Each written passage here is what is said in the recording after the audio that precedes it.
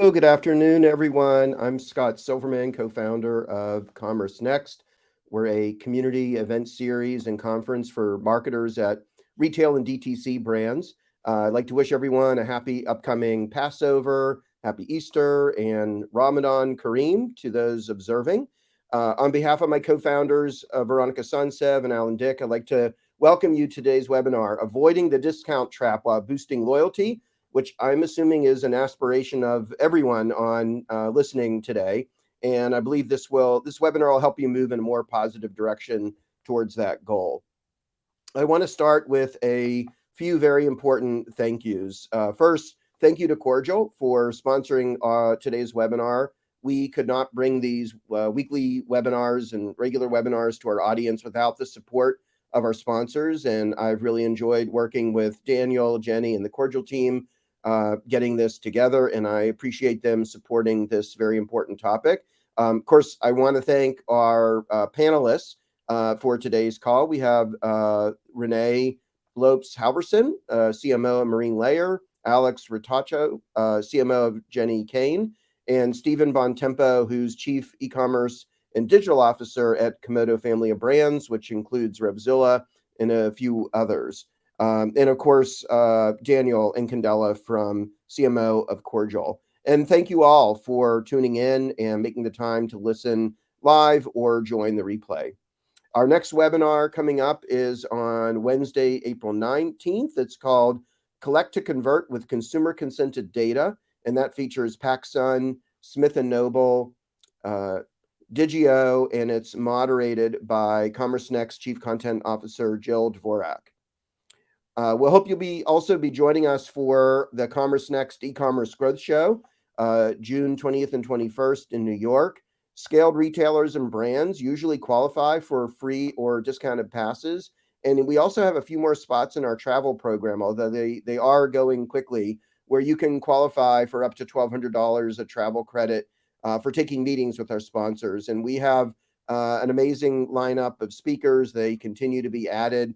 Already we have folks from just a few of them, like from Sephora, Kendo Brands, DSW, Faraday, and a number of others. So you can see the link to register that's in the chat. Also want to remind everyone of the CommerceNext YouTube channel. There are literally hundreds of videos there on virtually any topic you can think of that is going to help you improve your business on marketing, customer experience, CRM, number of others. Lots of them are featuring interviews with industry leaders, past webinars, past sessions from events. So I strongly encourage you to check that out. So a couple housekeeping notes. Don't worry about missing anything. We're recording the webinar. We'll make it available by tomorrow.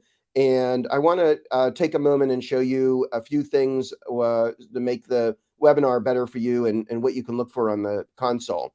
So on the main panel for interactivity, it's in the upper right. You'll see the chat, Q&A, polls, and handouts.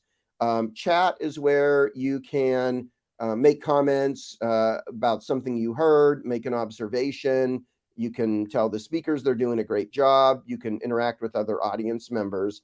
And then if you have a question that you want to have asked during the webinar, asking to the speakers or any of the speakers or myself, use the Q&A and put your question down there. You can also, when those questions are shared, you can upvote those. So if there's a question you think is interesting and you like to make sure that it gets answered, hit the upvote on that.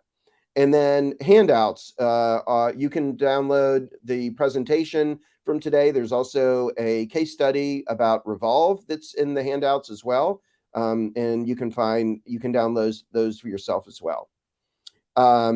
And then for those of you that are watching the replay, you'll see on the bottom is where you can collect things like the results of the poll questions and handouts and the other things that I was just mentioning. So for today's agenda, we're going to start with a presentation, Avoiding the Discount Trap While Boosting Loyalty by Daniel Incandela. And then we'll do, as we usually do, a few audience poll questions, see what everyone's thinking. And then we'll jump into our panel discussion with Marine Layer, Jenni Kayne, Revzilla, and Cordial. And that's where you'll have a chance for the audience to ask your questions. And we hope you'll be interacting with us and asking questions, and we strongly encourage that, and we'll be reminding you in those text scrolls to do that as well. So with that, I'm excited to bring Daniel Incandela to our virtual stage. Daniel is Cordial CMO. In addition to having more than 20 years of digital marketing industry leadership experience, Daniel's also, which is very fun for me, a motorsports enthusiast, and he's the founder and CEO of Podium Life, a motorsport lifestyle magazine. So maybe some other time I'll get to hear more about that. And as I mentioned, a copy of Daniel's presentation is available in the handout section. So Daniel, thank you for joining us. Welcome. Thank you, Scott. Thanks so much for having me. Today, we're going to really talk about how to figure out customer engagement and loyalty without being overly reliant on discounting. Before we jump in, I thought I'd share a little bit about myself. I think I might be the only CMO with a degree in anthropology. If this is incorrect, if anyone listening right now has a degree in anthropology, I'd love to hear from you. But it's served me well in thinking about customers in a unique way. I'm very excited today to share some strategies from our own customers and what they're doing in this space. It's really exciting and innovative. And the way we have thought about this presentation is the opposite of a sales pitch. It is really about leading the content up to really the panelist discussion. And we've got some great people, some very, very smart people that have had wonderful careers that I think it's really important to hear from. And that's how we thought about this. So Scott, thank you so much for hosting us. We're honored to be a sponsor and support what you're doing. And then for Alexa, Renee, and Stephen, thank you so much for being on this panel. Let's jump right in. So a little bit about Cordial, and I'm certainly not going to read the slide here, but think of Cordial as a cross-channel marketing platform that connects data with messages with people. And what we really mean by that is we want to help our customers send the right message at the right time to the right person with the right amount of information. That's what all of us are striving to do as marketers, is that really important touch that builds a stronger connection. We cover a ton of industries. Here's some of our customers. And I'm proud to say that for all of our customers across all of these industries, we work hand in hand and we help them put the customer at the center of all the strategies. And in turn, we get to watch them innovate and take risks and really pioneer what's happening in this field right now. This is an obvious statement, but everyone on this webinar today is a customer. And I know I have brands that I love that completely get me digitally, and I look forward to those communications. And then there are brands where I almost want to reach out and help them because they are so far off. But in this day and age, we all expect that the companies will know us and deliver exactly what we want at the right time. So for all of us, really, really no pressure there. And this really, I think, hammers home that point. Based on this research of 78% of consumers getting frustrated. And that's because we want more. We don't want something that's not relevant or generic. We want it to be the complete opposite. So we have to step up our game. And it's possible, especially if we're talking about getting away from using loyalty more frequently. And this is straight from our host today from CommerceNext, a poll that basically is saying that 84% agree that this can happen through relevant offers as opposed to discounting. So it is absolutely possible.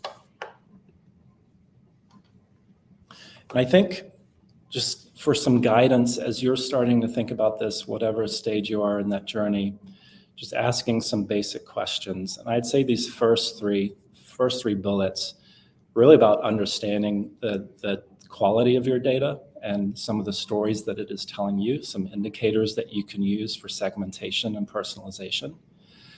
really the bigger question is, how do you motivate them to engage with your brand beyond a discount? And that's where it challenges all of us to think more clearly and creatively about what do our customers want and what available data do we have to provide them with that VIP personalized experience. So let's jump in. Wanted to share an example I mentioned from some of our customers, and this is a really good one from Eddie Bauer. And really, data and segmentation can make a big impact on shifting motivations away from discounts. And in this example, Eddie Bauer was in a cycle of discounting frequently. And to get away from that, they decided to focus on a smaller group of customers that had only purchased discounted products. And we worked with them to this time offer a one-time coupon for one single item. And then there were tests done across various channels, so not just email, but also SMS and app and push notifications and so on. And what this found out was that in this test case, 7% increase in average order value, which to me is pretty compelling. A way of segmenting, testing with a known audience, and trying a different approach across different channels. And this is one example of really challenging that concept of constant loyalty in new and interesting ways. So it is absolutely possible to create value for customers and their companies, and marketers can, and I would say that we should. Let's go on and share another example from another one of our customers, Revolve. And this is really about leveraging the quality of data that you have at your fingertips, tying that to triggered messaging, which then allows you to focus on other things. So what's unique here is that Revolve uses triggered messaging, and it's based on a number of things. It could be shopping behaviors, actions, dates, like a birthday. And these are not going to the entire audience. This is specific, and it doesn't account for a large amount of the volume. It allows them to generate 20% of their total revenue through triggered messaging that is on autopilot. So it is tied to the data, it's tied to the signals, and that allows the marketing team and the digital team to focus on other things to improve that customer experience and journey. And that allows Revolve to stay at 79% full price of their merchandise, which is 3 times higher than their competitors. So to me, this is pretty compelling data. And they also test. And so that's the thing, is that not everything always has to be perfect, but if you test, and if you're testing across multiple channels, it allows you to start seeing indicators or gather evidence to make better informed decisions. So we wanted to think about 5 things that you can take away when it comes to boosting loyalty and avoiding discounts. So let's jump right into that. All right, so automate as much as possible. And based on specific customer actions. An example of that is something like cart abandonment. Testing. Test everything and make sure your platform is sending the winning version based on live results. So test. Something we as marketers often forget to do is ask your customers, what is their perspective? What is their point of view? How do they want to receive things? That's really important information that you then can align to the data that you have stored.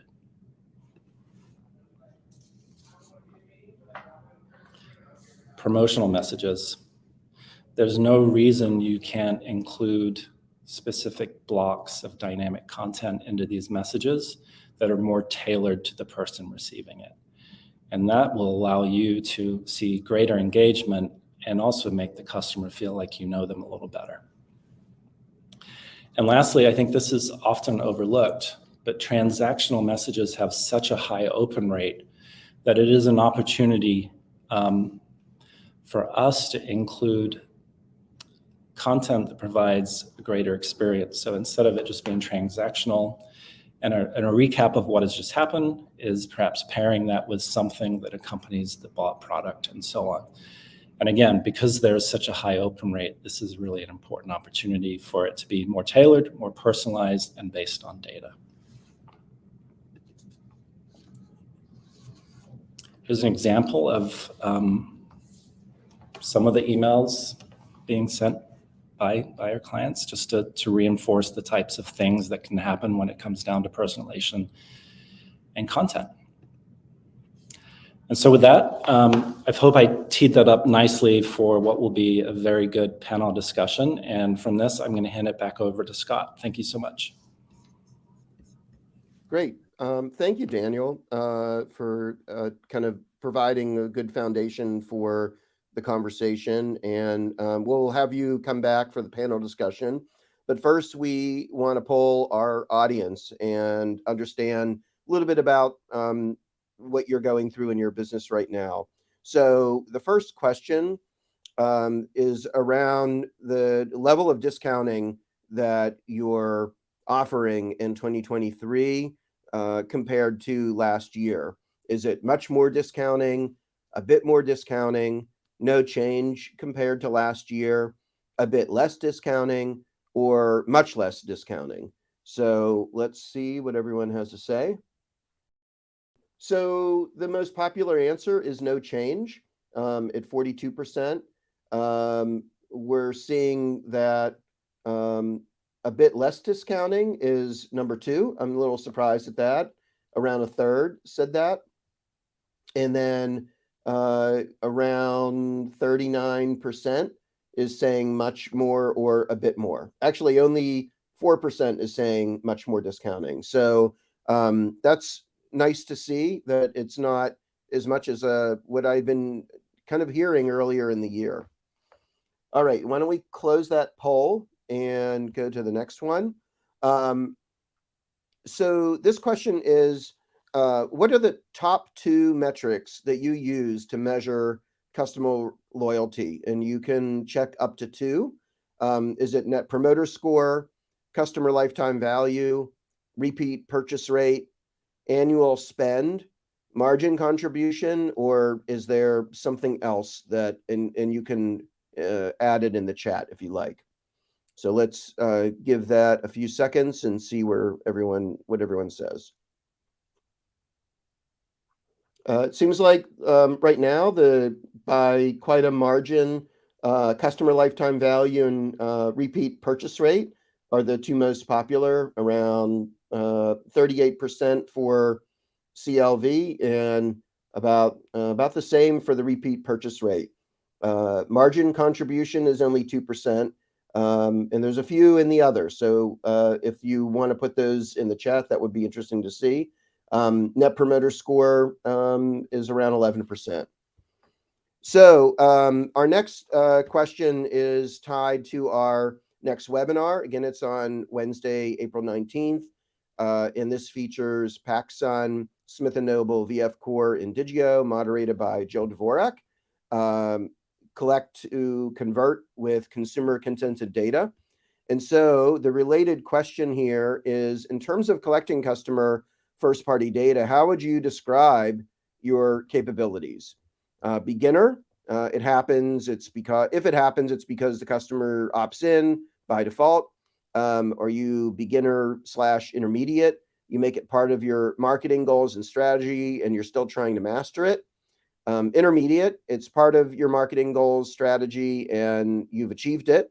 Or advanced, you could teach others, and you've really mastered this. So let's see where everyone is.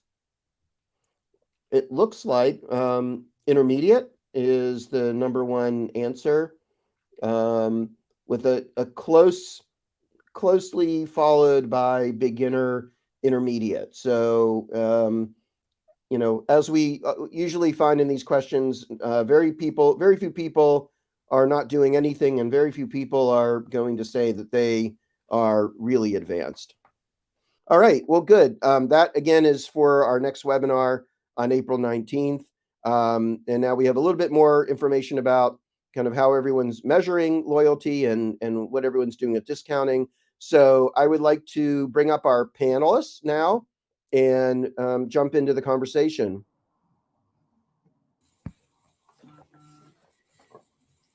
All right, Alexa, Steve, Renee, and Daniel. Good to see you again, Daniel, Alexa, Steve, Renee. Thank you for joining us. Why don't we start with some introductions? If you could introduce yourself, your role in your company. Steve, you want to get started? Yeah, sure. I'm Steve Bontempo. I'm the Chief E-commerce and Digital Officer for Comoto family of brands. We're in the aftermarkets section of motorcycling. So we own Revzilla.com, which is a pure play. We own Cycle Gear, which is a 160 store national footprint. We own J&P Cycles, which is specific to the V-Twin segment. And then we also own Rever, which is a ride tracking app. It's the motorcycle equivalent to Strava, if you will. And then we own Common Tread, which is a content series and podcast. I've been with the company for about 3.5 years. I've been in e-commerce. I'm an OG for 23 plus years. Prior to this with QVC, Vitamin Shop, and GSI Commerce and Fanatics. So very excited to be here. Great. And Alexa. Hi, everyone. I'm Alexa Ritacco. I'm the CMO of Kayne. Kayne is a lifestyle brand with product across apparel, home, and beauty. The brand has been around for a little over 20 years, but our real scale has come over the past 5 or so years as we've began to invest in digital and store expansion. We've grown from about 8 million in 2018 to a little over 130 million last year. I've been with the brand for almost 5 years. I've grown up in e-commerce and have been in the fashion e-com space for a little over 8 years. With Kayne, I started on the acquisition side of things, and since then my role has very much evolved to also sit over the retention and e-commerce worlds as well. Super excited to be here. All right. And last but not least, Renee. Hi, I'm Renee Lopes Halvorsen. I am the CMO of Marine Layer. We are a California casual apparel brand based in San Francisco. We make a bunch of really fun, soft, easy product that we hope that you're wearing on the weekend. I've actually been at Marine Layer for 8 years, a very long time. I kind of helped launch our online business when we just started with 10 brick and mortar locations in 2015. I'm really, really proud of how we've profitably scaled our business through stores, catalog, and digital marketing. And also proud that we're very focused on keeping our business full price. So less than 10% of our business sales come through markdown sales. Awesome. So I want to jump right in kind of into the heart of this topic, this connection between discounting and knowing your customers better. And as Daniel presented, we polled our audience at the last webinar, and 84% agreed that there is the connection there, and that if you know your customers better, then you really can avoid discounting. But I wanted to get a little more color commentary from our panelists on that. Alexa, I know in the prep call you mentioned that this has been a year when you've really pulled back on discounting, and maybe you could talk a little bit about how you've made that happen and what you've seen so far. Yeah, so we've seen a pretty big connection between performance and not having to discount as much and implementing personalization, especially in Q1 of this year. As you mentioned, one of our big goals heading into 2023 was to pull it way back on the discounting. 2022 was up and down for us, as I'm sure it was for some of you. So that led us to a few impromptu sales, and that's something we're really looking to avoid this year. So naturally, we're leaning a lot more on our customer file more than ever, particularly fixating on our rewards members and then our VIP groups, who we kind of identify by certain spend thresholds, and asking the question of how can we better engage these already very warm groups of customers. So we've started sorting them into different personalized buckets based on the data that we have around their purchase patterns, frequencies, and we've really found that by pivoting our content to have increased relevancy across all of our retention channels, and using that information that we've been able to extract out of our customer file, we've been able to start to drive outsized value out of certain segments just from making those changes around personalization and showing them more relevant content and getting them to buy on, a passion move versus a discounting move. Yeah, and Renee and Steve, I'd be interested to hear any thoughts you have as well. We talk a lot about just keeping our file engaged with us along the way and just making sure we're sharing content with them that feels fun and easy, just like our brand. And so when we do move into that discount space, ensuring that promo content still feels memorable and feels fun, because I think that's right. Like something I've learned, I was at Atlanta for a lot of years before I joined Marine Layer, is that if you bring a customer in on a promo, they're most likely going to be a lower CLV buyer for you. So even if they are participating in a promotional offer, just kind of making it a fun experience and ensuring that they're buying something out of love versus buying out of something for the promo. And for Marine Layer, we have a lot of fun with our offers. Our Black Friday sale, I think last year, the subject line was, "What a sale today, groundbreaking." And I do kind of feel like offering something that feels playful and memorable just generally leads to a kind of a more fun shopping experience and likely a higher CLV buyer. One time we had a store associate that was on Jeopardy, and we offered 20% off the site every day that the store associate continued to win. And she won 3 days. It was very impressive. But I do kind of feel like just taking advantage of all those little moments, and even if you are promotional, ensuring it feels uplifting and playful is meaningful. And then kind of going back to something, Daniel, that you shared around thinking about your transactional messages, we try to infuse that brand voice everywhere. If you buy something from us, I think the subject line says like, "Roger that, we're on it." And then once the order is shipped, like, boom, your order is shipped. But I do feel like these little moments just kind of keep instilling the brand voice. So again, you're kind of connecting that customer with, this brand is a fun place to be versus this brand is offering me a discount and I'm compromising and shopping there. Steve, anything you want to add? Yeah, for us, it's really about understanding the customer. We have an enthusiast customer, which is good. They're passionate about the product that they buy. So it's whether it's discounted or not, they're still pretty engaged with us. We also give them a lot of content to keep them engaged. And if they come to us, if they do happen to come to us through a discount, we have a lot in our arsenal to move them into kind of a non-discounting behavior with the content that we do. But I'm a big proponent of understanding customers, because there are always going to be price sensitive customers. There are always going to be customers that care about new. There's always going to be customers who care about technical, and really understanding who will buy without a discount, but then also who will buy, who won't buy without a discount, and making sure that you target your messages to those people. And that's really about kind of understanding your file and your behavior over time, because there are some folks who are just naturally, they care about price, and you don't want to try, want to lead them out either. Mm-hmm. I'd like to dig a little bit into how you're all, some of the programs you have in place to get to know your customers better. I think some of it touches on our upcoming webinar about collecting first-party data, but you all talked about a number of different things.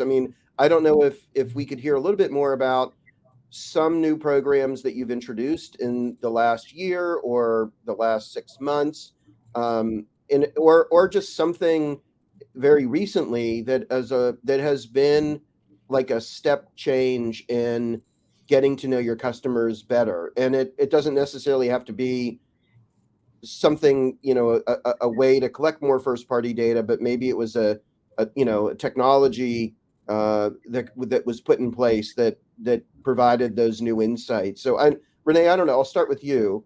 Sure. Yeah. I mean, this probably seems very straightforward and simple, and it's funny it took us so long to do this, but our product, we actually sell 50% men's product and 50% women's product. I actually think our buyers skew a little bit more women than men, but for a long time, we weren't really segmenting our email list to target men's product and women's product. And I think it was really holding us back by the type of messages that we could send. We could only really send messages where there was a clear story across both genders of product.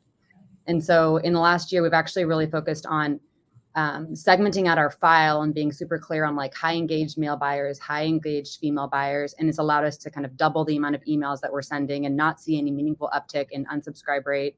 I think it's also allowing us to tell more specific product storytelling messages, which we hope over time will help drive loyalty. So, I think it doesn't have to be super complicated, right? It can just be ensuring that you're offering appropriate messaging content to the right folks. It makes a big difference. And Daniel, I'm interested to hear, I mean, you're working with a whole number of brands, and obviously the more data they have about the customer allows them to know them better and be more relevant. Are there any things that you've seen that have been a real catalyst for retailers to get to know their customers better that they've been putting in place? Yeah, I have a definite favorite that I want to share. I also want to add to what Renee said about the role of brand as well, which I think is often overlooked because we focus on the technology and the data, but ultimately we're building a relationship and a connection. And we're dealing with humans, and humans want to deal with a brand that is authentic, that stands for something, has a personality.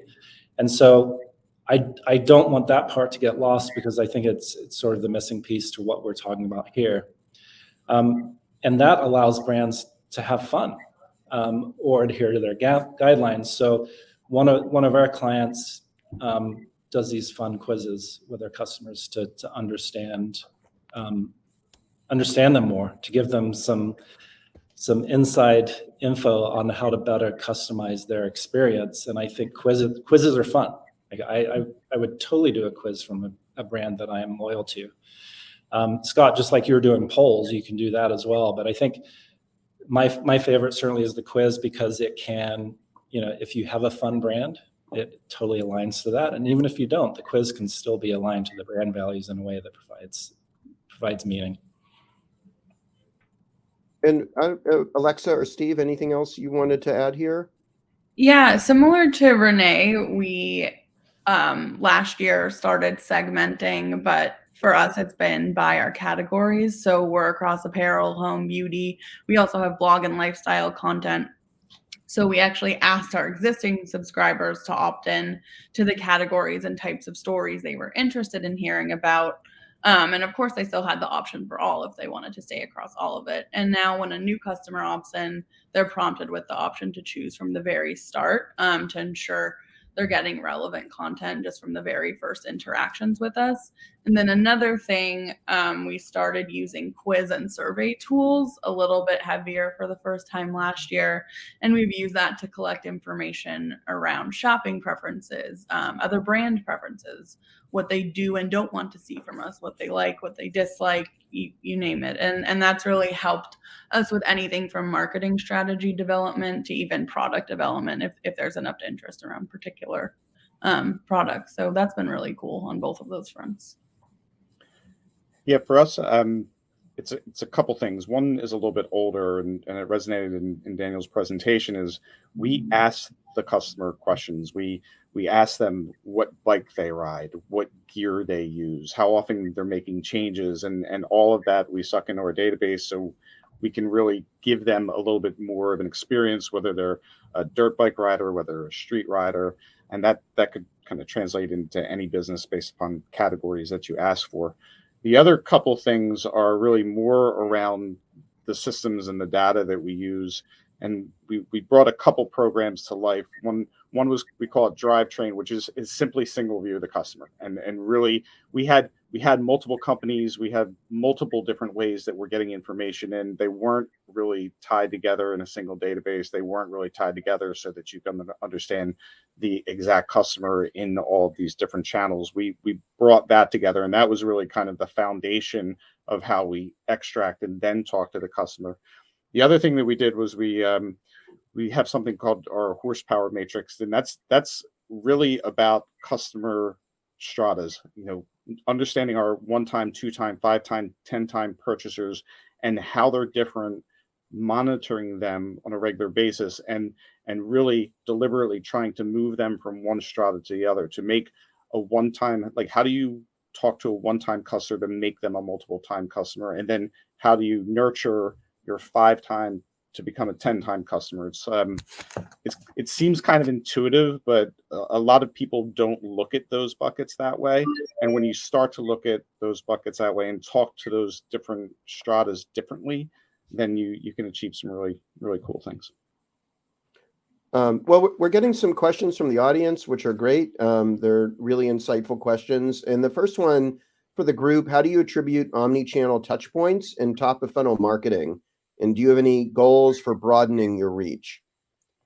Alexa, I think you offered to take that one to begin with. So yeah, I was excited about that one because attribution is definitely I feel like a trigger word across marketing. But for us, there's a few like top line metrics that we kind of use to monitor the health of our spend, and that's our customer acquisition costs, our total business ROAS.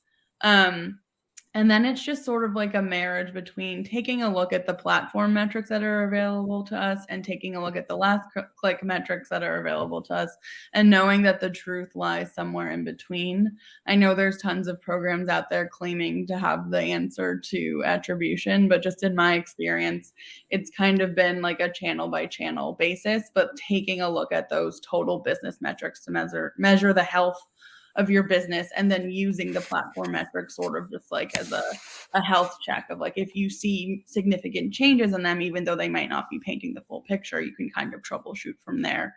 But for us, that has, helped us. And then another thing is we have like a profitability calculator for the first order. So taking a look at those metrics, and if everything is healthy there, then we're not worrying too much about, each channel's attribution and the percent that each channel is contributing. So that's what I would recommend. Yeah, Alexa, I would echo everything that you're saying around profitability calculator, the marriage between the aggregated metrics and the in-channel metrics. The other thing that's like really helped me a lot is rather than obsessing over trying to find the perfect attribution, just make sure that you have smarter, faster tools that can give you that aggregated view more frequently. A lot of times, if we have a very multi-channel business with retail and web, there's a lot of householding that has to be done to ensure if someone's actually a new customer or not. But I feel like there's a lot of value in just ensuring that you know how many true new buyers are coming into your business versus existing buyers at a daily level, at a weekly level, not just waiting till like your quarterly board report or your end of month summary to understand where your CPA is going to land for the month. So rather than kind of like getting too obsessed with getting attribution right at a very frequent interval, instead ensuring that you have a very clear understanding of those macro metrics more frequently.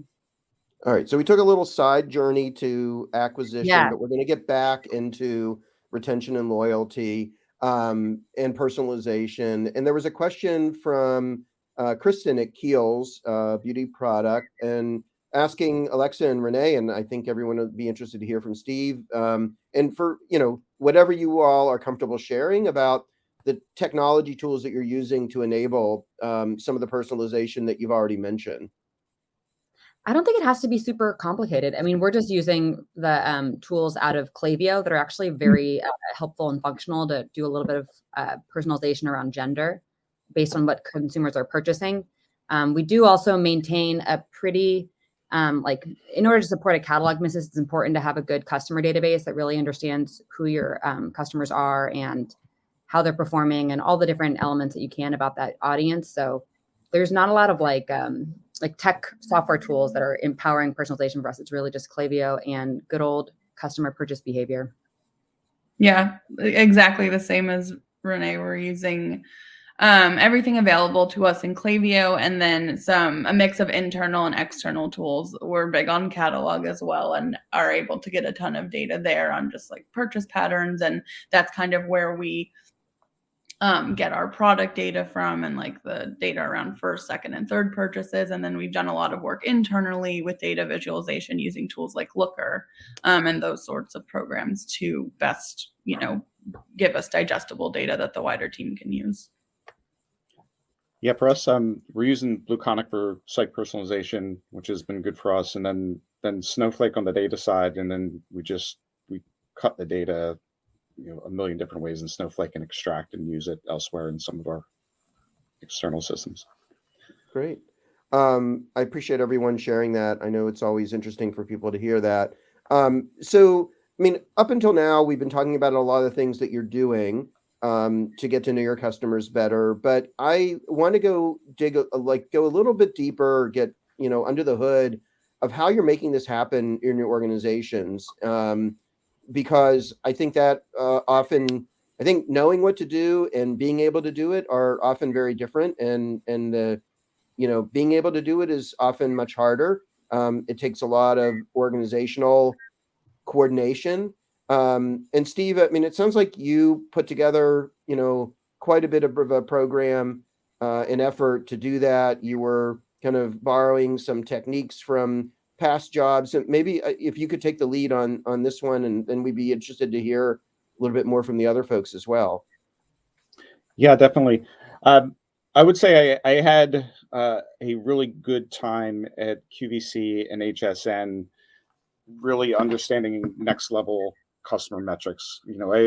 I've been customer centric my entire career, with personalization, with segmentation, but QVC and HSN knew their customer better than any other organization I had ever dealt with, and it was really eye opening as far as how they looked at the customer, how they broke down the customer, and then how they use that information to speak to the customer and develop a relationship. And that company was very, very much about relationships. So I took that framework and I brought it to Comoto, which was relatively unsophisticated from a customer understanding and a data standpoint, and really kind of understanding just overall customer value, and then how it breaks down into customer activity. So I brought over a head of analytics that I had worked with at QVC, and then we started to build that project drivetrain that I talked about before, which was really aggregating all of our data into like a single view of the customer that had really clear inputs as to where their activities come from. And then when you can measure customer lifetime value based on behavior, you can really do different things. And for us, we started to measure that value based upon those interactions. So a one-time customer that comes to us from a low value entrance channel, we can tell you what they're worth to the organization, versus someone who is purchasing in multiple categories, buys online, offline, as part of our loyalty program, and consumes our content and is riding with our Revzilla ride tracking app. And that the value of that customer is literally 20 times the value of the person that you get in the low value entrance channel. But what that visibility allows us to do is answer certain questions like, okay, are they shopping online and offline at Cycle Gear? If they're shopping only online, how do we get them into a store? Because that will make them valuable by 2x. Are they consuming our content? And if not, we start to inject content into those emails. And then if they start to interact with our content, they become more valuable by X amount. Are they going to one of our events? If they're not, what can we do to get that customer to a store event, and then they become more valuable that way? Are they using our ride tracking app? Are they part of our loyalty program? And all of these different components of your business, and there's more components in probably most businesses than just product understanding. If you can get that behavioral piece of it down and understand the value in each of the behaviors and how they overlap, that's when you can really start to migrate people into the behaviors that become most valuable. And I mean, Daniel, I'm interested to hear your point of view of like how have you found that organizations really kind of make that part of their DNA to across the board want to know their customers better. If they don't have a Steve there, like what are some of the things you've seen that have worked, or do you cross all these? Is it a CEO mandate, or do you ever see it from the bottom up, or how do you see that happen? Yeah, and look, my experience in marketing is entirely on the B2B side, so it's a slightly different perspective from what the panelists would talk about. I do think it needs to be mandated from the top. That's typically how things happen. But we're fortunate at Cordial in that we have a fully integrated client experience team that is talking nonstop with our clients, hearing what their challenges and struggles are and how we can help solve them. And as a marketer, look, my favorite type of marketing is when a customer is talking, not me or our campaigns. So anything we can do to better understand the customer, that's what we want to do. That's a very B2B sort of approach. I would love to hear from Renee and Alexa how they are driving this themselves. I think just to echo a little bit what Steve and Daniel were saying too, I've been at larger organizations, and then what I was really blown away with at Athleta and what I've also brought with me to Marine Layer is like a customer-centric approach to forecasting your business. If you're forecasting your business based on like just comps over last year or month over month trends, it's very easy to kind of misdiagnose exactly what's going on. And then really the only lever you have to pull to help get yourself back to where plan is a promotion. But if you're forecasting your business based on understanding, like, am I pulling in enough new buyers? Am I pulling in enough quality new buyers? Am I getting the same level of existing customer yield or engagement that I would expect to get? I think it can give you a lot more confidence to move forward without discounting, and also have more confidence in kind of what you should expect to roll forward and inform inventory that way. I mean, I also want to like compliment you, Renee, on what you were saying earlier about the transactional messages being on brand.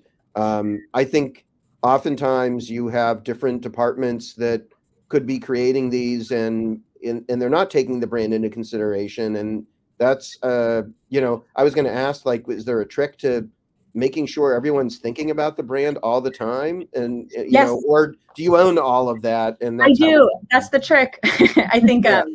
It's how you structure your organization. And that's also something that I'm really, really proud of. We do not have like a performance marketing arm and a brand marketing arm. We have kind of like a customer experience arm. I own our brand team reports into me, and then also our marketing function and customer service. And I think all of those different teams really help us have a more customer-centric focus. And even as we're generating like transactional content or promo content, we're always very, very careful to ensure that it feels on brand, even like paid social content. I often think that people underestimate the capacity for brand and creative teams to really understand like KPIs and get motivated by like, oh, this is doing really well, I want to repeat this. And so it can create this like combative energy or tense energy between a transactional and a performance team or a brand team. And that's not what Marine Layer has.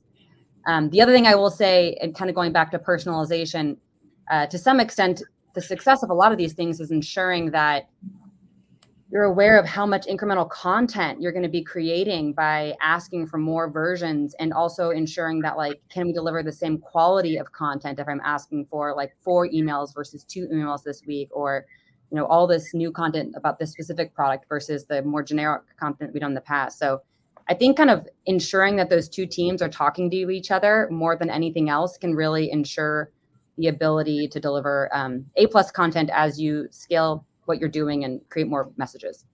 Well, I'm going to put a pin in the kind of frequency and cadence because I want to come back to that. But there was an audience question from Piper Ribble at Coach about quizzes, and I think this comes up pretty often. You know, like what are some best practices to increase the rate of customers taking them? Do you offer a promo or a benefit? Or do you find that the data you get, if there's an incentive associated with it, is not as pure? Any thoughts there on quizzing best practices? For us, we've seen pretty good success tying some sort of incentive to our rewards program. So whether that's you know, just getting a deposit of some extra points in their account, or I think we've offered double points. We've also done promo in the past, and again, that has felt more like people just clicking through. So we've we've stayed away from that in the more recent past. Or we'll do something like get entered into a giveaway, that sort of thing. But so it's like incentives, but without direct discounting. I saw the All right. Well, sorry, Renee, you were about to say something. Oh, I saw the other question about different incentives that work. And I think some of it can be a promo, but there was also a question about expedited shipping. And I'll say that's pretty effective for us. Sometimes it can be hard to execute, just ensuring that you can really deliver on the fast timeline the customer's looking for. But I definitely like this idea. It doesn't always have to be a discount. It can be expedited shipping or gift with purchase, or even like a future bounce back. All right, so I mentioned I was going to come back to frequency and cadence, and I wanted to do that. And from the prep call, I know, Alexa, you have made some adjustments there, and more is not always more. If you could elaborate a little bit on what you've done with kind of frequency and cadence and channel. Yeah, so we made a very conscious decision at the start of this year to pull it way back on our email cadence. We had ramped up both text and email so much by the end of 2022 that I was really feeling time for a shakeup, especially after such a kind of a weird promo period across the industry. And while the first couple of weeks of doing this were very scary, not having as many scheduled traffic bumps and revenue opportunities that we were used to, our response rate started to go way up across the board. And overall, customers have been responding super well to this shakeup. Our kind of like two main goals in this initiative was to elevate our communication strategy overall, being a luxury brand and just aligning with that in a bigger way. Our brand team did such an amazing job, building this very elevated brand voice, and it just felt like so much more of an alignment with that. And then the secondary initiative is to engage and provide our customers with an email and or text experience that is worth their while. And at this point, now entering Q2, we're seeing growth year over year in revenue and traffic from these channels on a significantly decreased cadence, which we're super happy with. That's awesome. Well, Alexa, you get the bravery award for the webinar today. That took some guts to do that, but that's great that it paid off. Yeah, it's been great. I don't like Steve or Renee or Daniel. Anything you want to add around cadence, frequency, kind of thinking about which channel you're using? Yeah, a couple things on our end. We too started to test around less frequency on email. I'm not moving as quick as Alexa, so I don't win the bravery award. We're reducing it, but at a bit of a slower cadence. And then the other piece, over the last 18 months, we have added a lot of content, and that's definitely helped our engagement. So it's not so transactional. One of the other things that we've done, which is interesting, is we are being less out in front on discounts in general, and part of our communication strategy has been account credits. And I know that could be discounts packaged a different way, but it is more personalized and it is more specific, and it's also an experience that it doesn't hit you in the face necessarily with an email, but when you're shopping, there are different ways you can say, hey, there's money in your account because you're this type of customer. And the results on that strategy have been really, really strong for us. Yeah, and the only other thing I would add with our brick and mortar channel, it's like, I think when you say, oh, we're going to do a promotion, the assumption is the most important thing to do is ensure that every single channel has as loud as possible clarity around this offer, and that's going to be the best way to drive the most value. And I don't actually think that's true. That's not been true for our business. Email is an incredibly effective channel for promotions, but our promotions tend to be most successful usually if we keep them short, and usually when folks are in front of a computer during the middle of the week, so they can participate quickly, and also focus specifically on a category maybe that we want to try to move some units around. And that strategy is entirely like flops in the retail channel. I think it's hard to tell someone go to the store today and do a flash sale in store.